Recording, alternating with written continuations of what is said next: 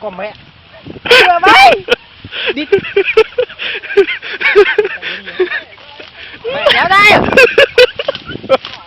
Cứ đấy. Đấy ạ. Thôi được rồi, thế thôi. Nhìn con mẹ thằng mất dạy. Nhìn con mẹ.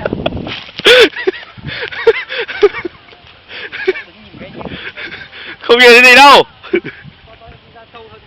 Không nhìn thấy gì đâu.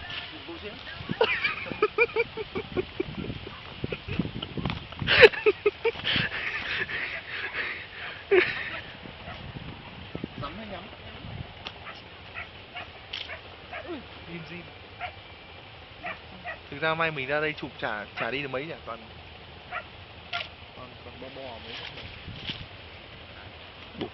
Buồn đâu. Đâu? Chưa đẹp được à? Dũng ơi, ra đi body đi, đống body kìa. Không, đâu tao đi đang tìm chỗ mà. Tao đang tìm chỗ. Có làm gì đâu, bị điên à? Con nào muốn tìm chỗ? Anh em cùng đi. Chỗ vừa rồi. Chỗ này, chỗ này. Chắc có cái vườn kìa. Đi. À, có cái đôi kia không nhau đấy. Đi cần mẹ, chỗ đéo rồi được. Đây, đây. Chỗ đéo rồi được, đi. Mày bộ mày ấy trước đi. Có quay đâu? Đấy. Hả? Mày mà cấm cứ vi phạm đi.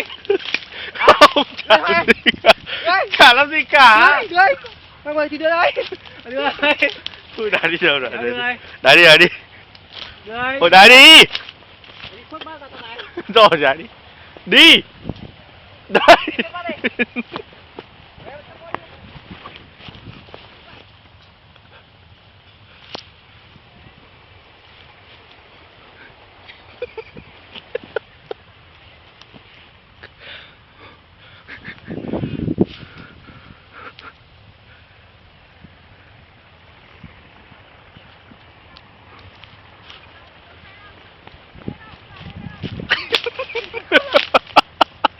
Xong chưa? Thôi đây rồi, đi vào đi. Ghê gớm đi.